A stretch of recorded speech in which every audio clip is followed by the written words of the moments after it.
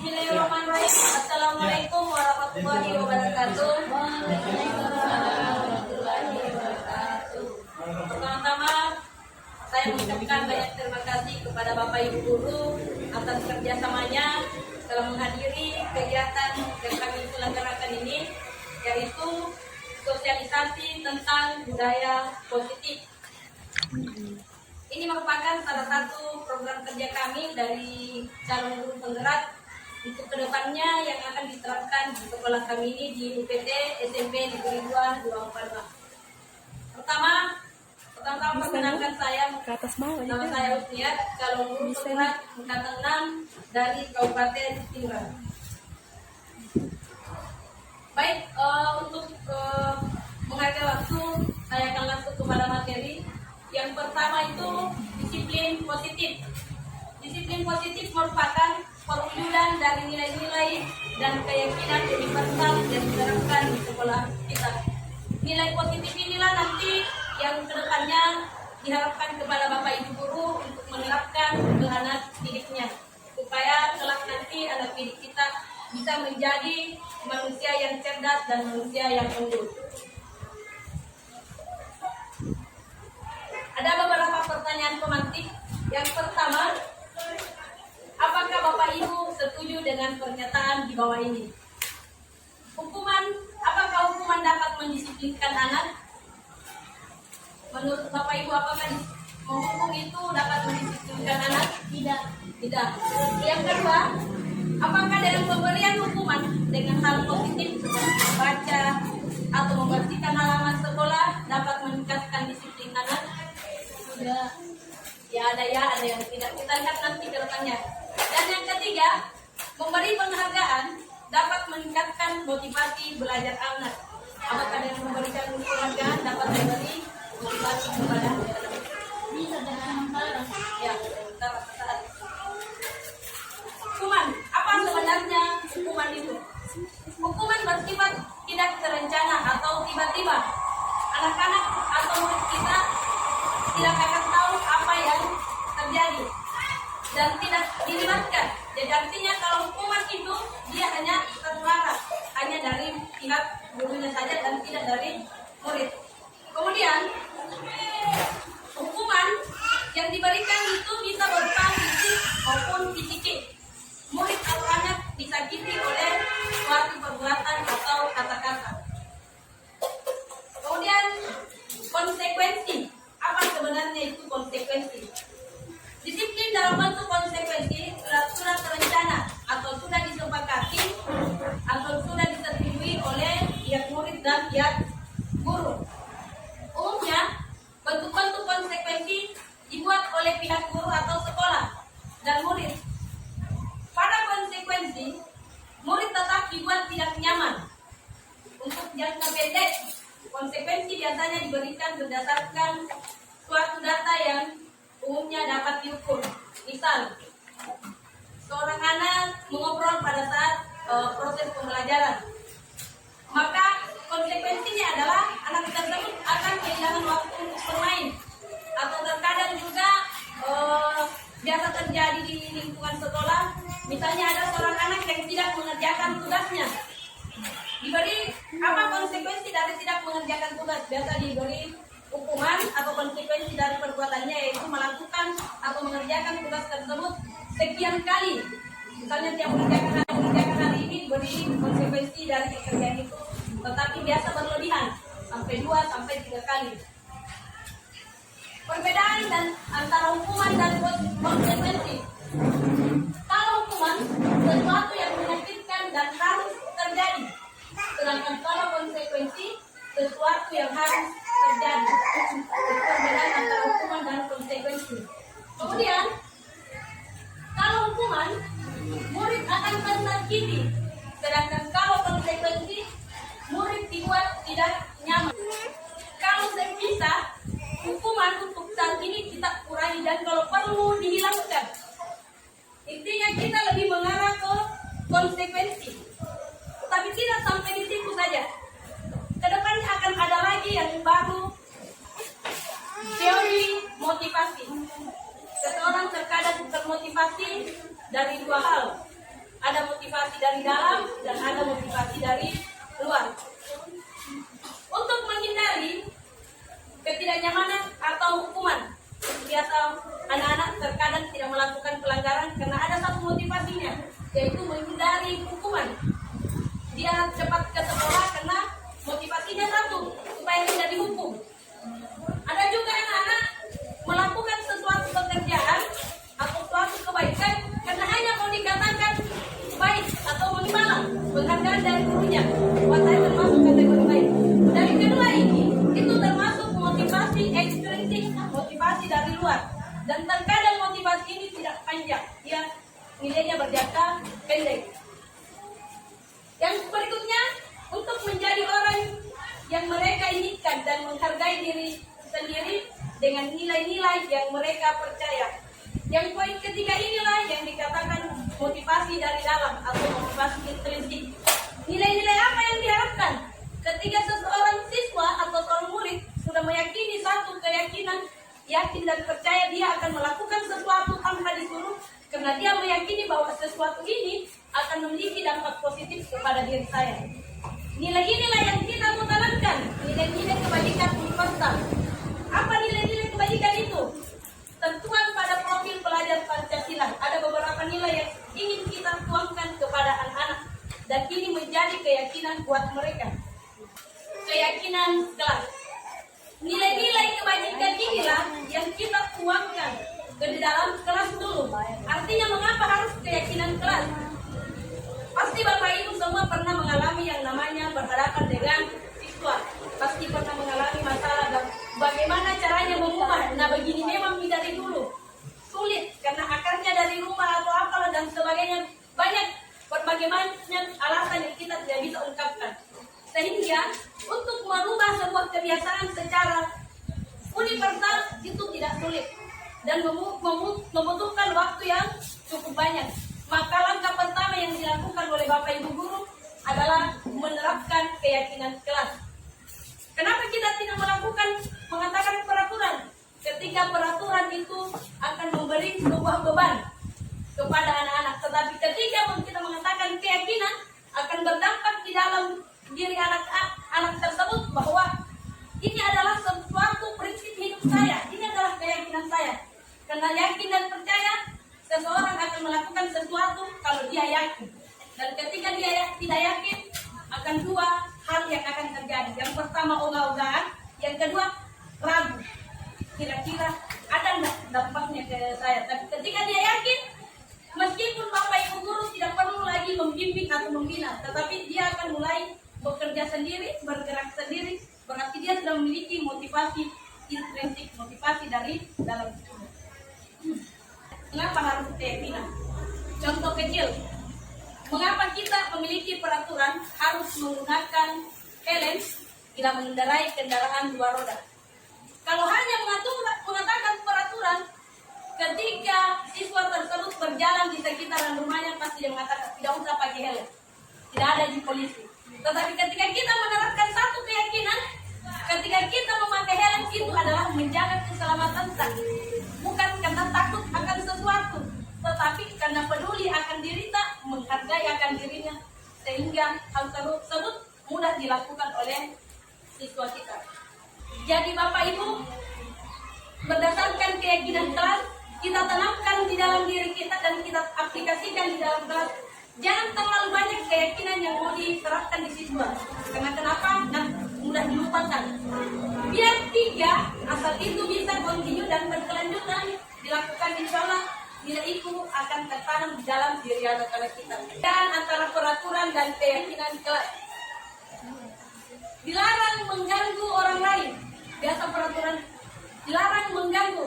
Tetapi coba kita mengganti kata peraturan ini dengan keyakinan kelas. Tolonglah kita hargai teman kita, hargai orang lain. Artinya ada penanaman nilai di dalam dirinya. Jangan berlari di kelas atau di dalam kelas atau di koridor. Ya, kita terapkan keyakinan keselamatan kita. Nah, kalau jatuh kita sendiri yang bagaimana dampaknya ke kita. Kita menggunakan bahasa yang lebih kira-kira berkesan kepada diri anak kita. kebutuhan dasar manusia. Yang pertama, bertahan hidup. Semua manusia akan berusaha untuk memperjuangkan poin pertama ini. Demi mempertahankan hidup, apapun bisa dilakukan. Yang kedua, setiap manusia memiliki kebutuhan diterima dan kasih sayang. Sehingga terkadang ada anak yang melakukan sesuatu yang tidak sesuai dengan yang kita harapkan sebagai orang dewasa, karena sebenarnya tujuannya itu dia ingin diterima atau dia butuh perhatian dari bapak atau ibu guru maupun di keluarganya. Yang ketiga, kebebasan. Yang keempat, kesenangan. Yang kelima adalah kebebasan.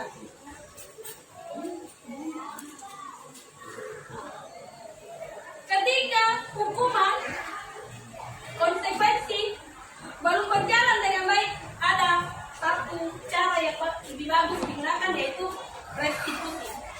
Apa itu restitusi? Restitusi adalah proses menciptakan kondisi bagi murid untuk memperbaiki kesalahan mereka, sehingga mereka bisa kembali pada kelompok mereka dengan karakter yang lebih kuat. Restitusi juga merupakan proses kolaboratif yang mengajarkan murid untuk mencari solusi atas persoalan yang mereka hadapi. Artinya, dengan menggunakan metode restitusi ini, seorang pendidik seharusnya menggunakan restitusi dalam menghadapi murid, supaya murid tersebut lebih dapat mengenali dirinya, lebih bisa mengetahui dampak dari apa yang dia lakukan dan bisa mencari solusi dari persoalan yang mereka hadapi.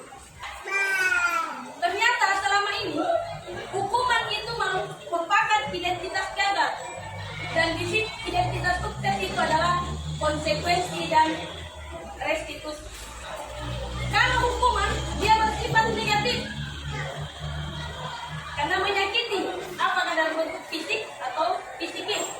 Sedangkan konsekuensi dia bersifat netral. Sedangkan kalau restitusi dia bersifat positif. Segitiga restitusi. Yang pertama, menstabilkan identitas.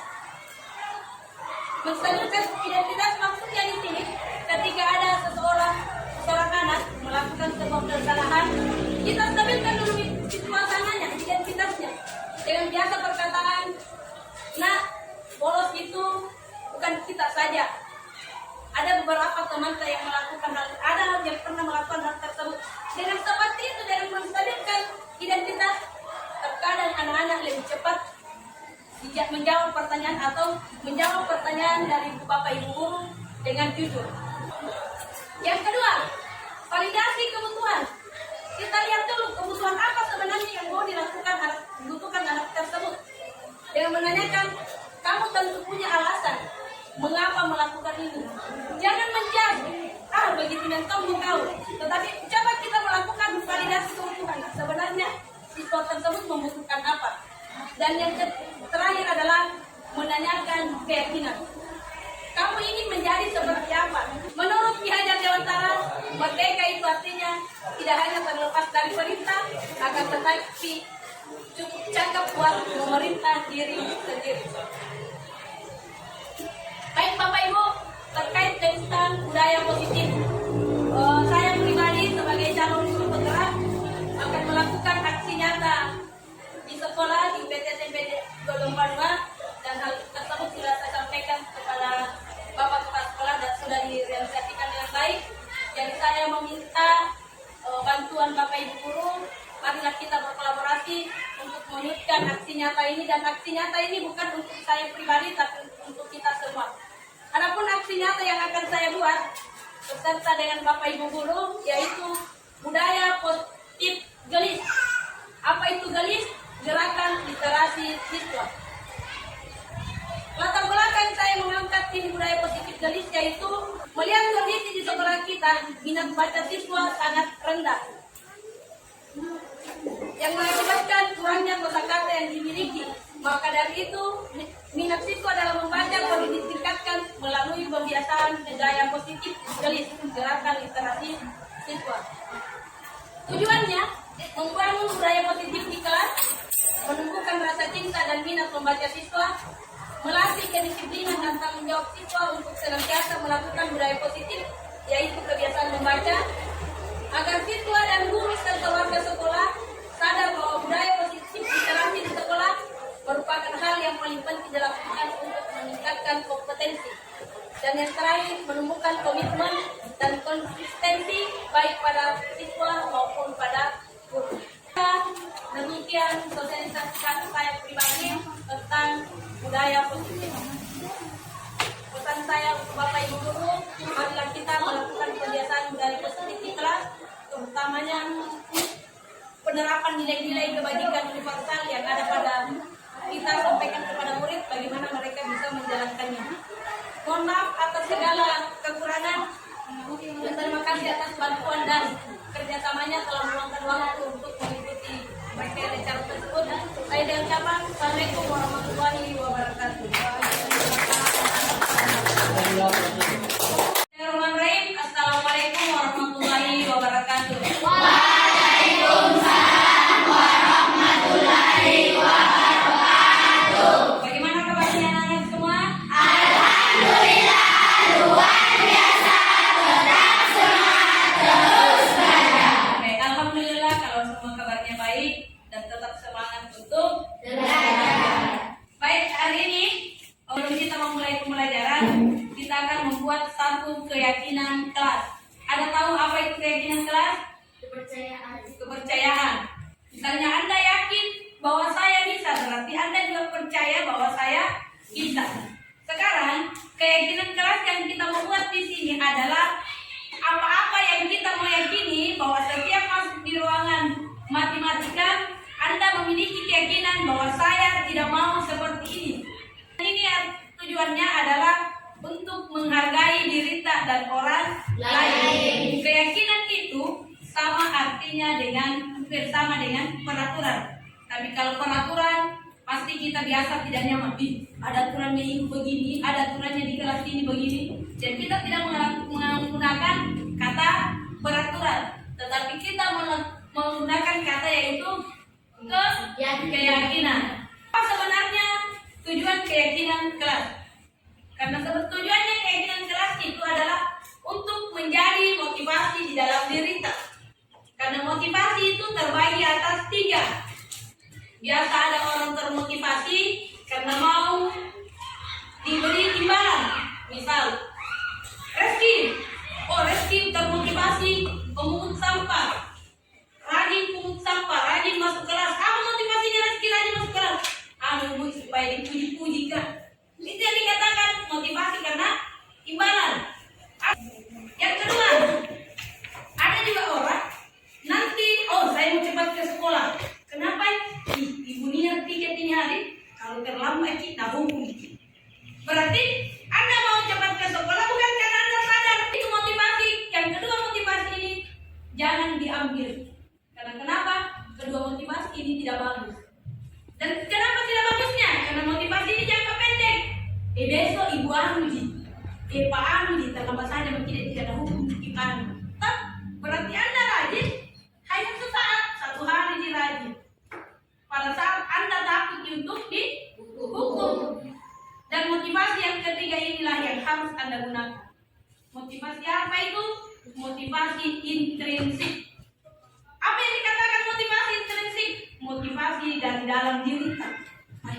Bukan rajin pergi sekolah deh. Kalau rajin pergi sekolah, ini akan berdampak nanti ke depan. Dia coba buku, masuk grup saya cepat datang, masa saya tidak. Saya mau terus belajar deh. Karena belajar itu adalah kunci kesuksesan. Dengan belajar kita bisa mengetahui segala sesuatu. Kalau tidak ada dari diri kita, kalau siapa lagi yang mau melakukan perbuatan yang baik kalau bukan dari diri. Melalui inilah keyakinan kelas, apa-apa yang kita yakini, silahkan nanti ditulis. Ibu nanti bagikan sticky note, ditulis satu orang menuliskan satu keyakinan yang Anda mau terapkan. Kalau Anda setuju, saya setuju, murid dan guru setuju, dan Anda merasa nyaman dengan itu, kenapa tidak? Ibu, saya punya satu keyakinan. Bagaimana kalau nanti kalau panas saya mau di luar belajar? Boleh, yang penting ada dampak positifnya ke kita. Ya, nggak apa miring-miring siapa apa, biar tidak teratur, terserah bagaimana anda menempelnya. Kemari,